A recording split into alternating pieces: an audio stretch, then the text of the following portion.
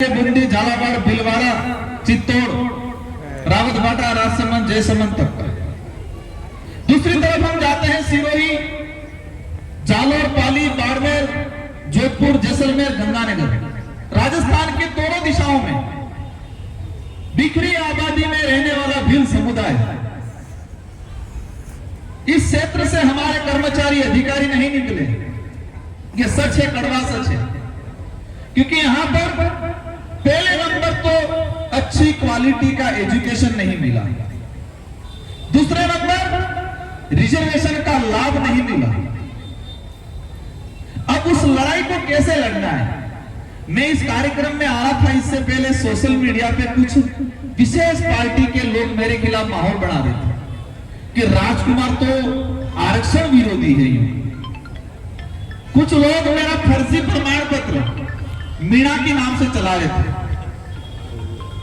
मैं जो बात है बता दूं। फिर कुछ साथियों के फोन आए कि राजकुमार जी वास्तविक आपका जाति प्रमाण पत्र भेजो। मैंने कहा यार मेरे को भी मेरा प्रमाण देना पड़ रहा है क्या?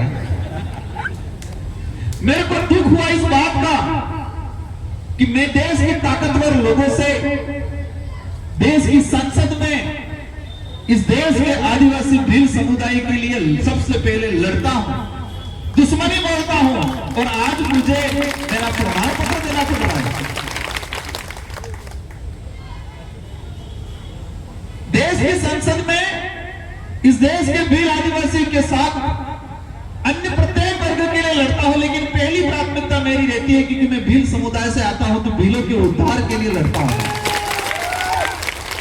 और मैं इस इलाके में आता हूं तो कुछ विशेष संगठन के लोग सोशल मीडिया पे माहौल बनाते हैं कि राजकुमार का ये तो घृणा है, ये तो वो है, ये है। कुछ साथियों के फोन आए कि राजकुमार जी आपका कास्ट सर्टिफिकेट भेजो। तो मेरा मन ही मन दुखी भी हुआ, खुश भी, मतलब हंसी भी आई कि मैं संसद में लड़ रहा हूं जिस समाज के लिए, और वही समाज अगर मेरा प्रमाण पत्र मांगता है, इससे बड़ा दुर्भाग्य और क्या हो सकता है। फिर मुझे वो बात याद आई, इस देश को सबसे शानदार संविधान देने का काम किया भीमराव अम्बेडकर साहब ने। भीमराव अम्बेडकर साहब जब पहला चुनाव लड़े महाराष्ट्र से, जैसे वंचित वर्ग को अधिकार देने का काम किया संविधान में, उसी वर्ग ने भीमराव अम्बेडकर का विरोध किया और हरा दिया।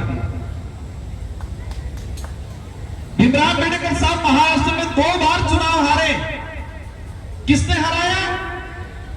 जिस समाज को भीमराव अम्बेडकर ने आरक्षण का अधिकार दिया, जीने का अधिकार दिया, उन्हीं भाइयों ने वोट देके हरा दिया। तो मैंने कहा कि मेरा समाज ना समझ है, तो मुझे लगता है कि मेरा प्रमाण पत्र भील जो जाति का प्रमाण पत्र मेरा बना हुआ है। फिर मैंने 1-2 भाइयों को भेजा, मैंने कहा दो। एक बात आई कि राजकुमार रोज तो सुप्रीम कोर्ट का जजमेंट आया था वर्गीकरण का, तो राजकुमार रोज ने आरक्षण का विरोध कर दिया।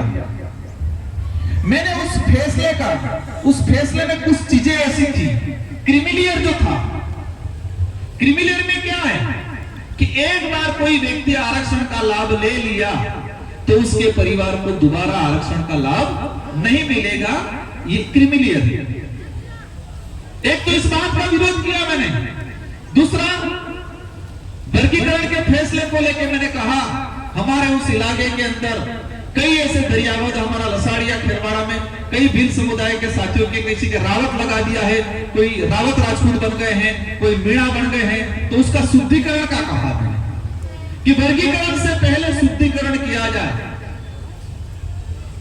और आज दुर्भाग्य की बात है कि राजस्थान में भी भाजपा की सरकार है और केंद्र में भी भाजपा की सरकार है, दोनों जगह डबल इंजन की सरकार है। अगर सच में वो इस वंचित समाज का उद्धार चाहते हैं तो उसको बैठक बुलाए, टीएससी की ट्राइबल एडवाइजरी काउंसिल की, उस बैठक में फैसला ले और हमारे क्षेत्र के लोगों को, वंचित समाज का जो है आज, उनको आरक्षण का लाभ मिलना चाहिए। और ये मैं आपको दावे के साथ कहता हूं, हम इसकी लड़ाई लड़ेंगे, लेकिन वो जिस तरीके से लड़ाना चाहते हैं,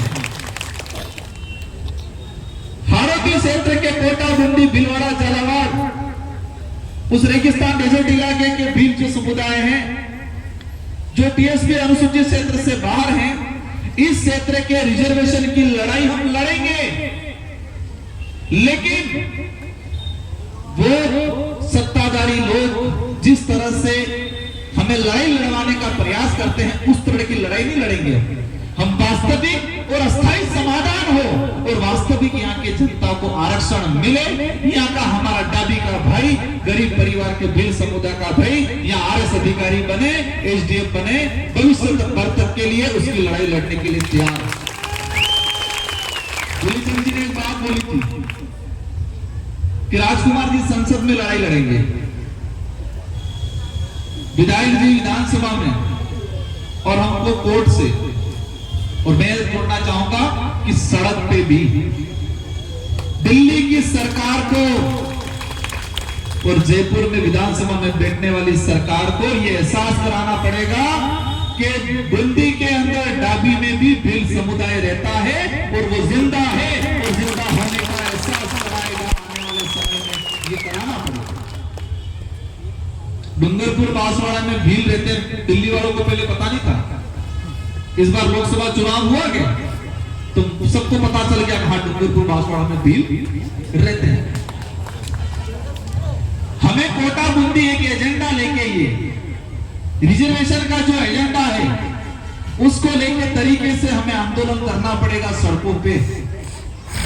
मैं आपको झूठी तसल्ली देके चला जाऊंगा, क्योंकि संकोरे ने दमसी लागेगा कि तेज मीलो पाकेगा। समझ में आपकी नहीं आती? संकोरे ने मतलब हर तरफ से अगर जोर लगाएंगे तो ही हमें परिणाम मिलेगा। हम सदन में उठाएंगे, आप सड़क पे उठाओगे, एक टीम हमारी कोर्ट से लड़ेगी, हर तरफ से लड़ाई लड़ेंगे, अवश्य हमको परिणाम मिलेगा।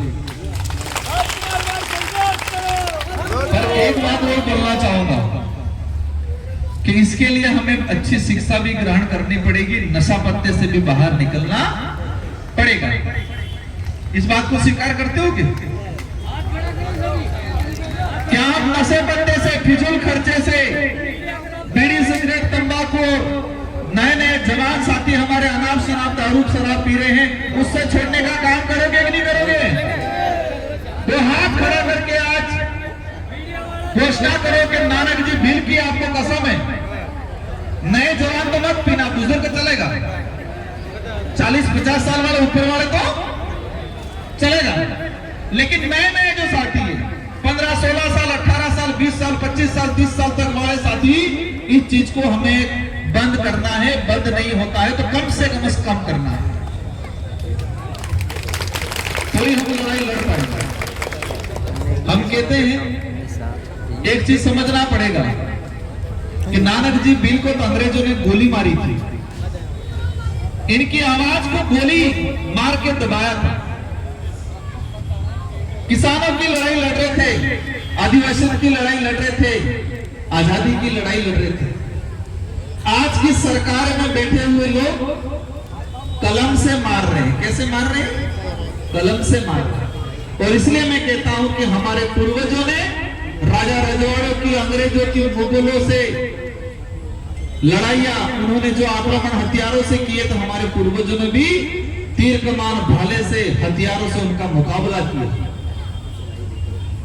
आजादी से पहले हमारे पुरखों ने हमारे अधिकारों की लड़ाई किससे लड़ी?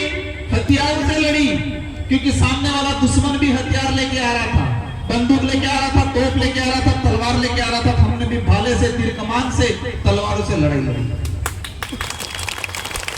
तो हम जीत गए, सफल हुए अधिकतर जगह। लेकिन आज आजाद भारत में हमारा जो दुश्मन है, हमारी जमीन हड़पने का काम करता है, हमारे अधिकार हड़पने का काम करता है, वो दुश्मन क्या लेके आ रहा है?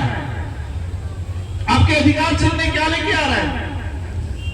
वो कलम और कागज लेके आ रहा है, आपको कलम और कागज में मार रहा है।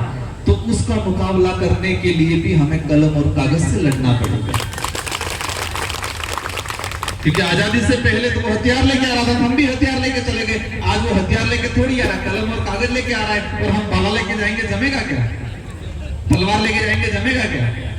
कलम और कागज से। और कलम और कागज की लड़ाई लड़ने के लिए हमें शिक्षित होना पड़ेगा, हमारे बच्चों को पढ़ाना पड़ेगा। पूर्व साथी ने कहा कि 2 वक्त की रोटी अगर नसीब नहीं होती है, कम भी हो जाएगा चलेगा, बदन पे ढंग का कपड़ा नहीं मिल पाएगा तो भी चलेगा, अन्य सब सुविधा नहीं मिल पाएगी तो भी चलेगी, लेकिन हमारे बच्चे को पढ़ाना है। और आज हम जो बोल रहे हैं यहाँ, जिताने काम क्षेत्र की जनता ने किया, लेकिन हम शिक्षित नहीं होते तो पार्लियामेंट में सड़ा नहीं बढ़ता भैया, कोई नहीं काटता। मतलब हम जीत के जाते और पढ़े लिखे नहीं होते तो हमें कोई पूछने वाला नहीं था, हम विधायक गिरी सांसद गिरी ढंग से नहीं निभा पाए। इसलिए साथियों, आज इस मौके पे मैं पुनः आप सबको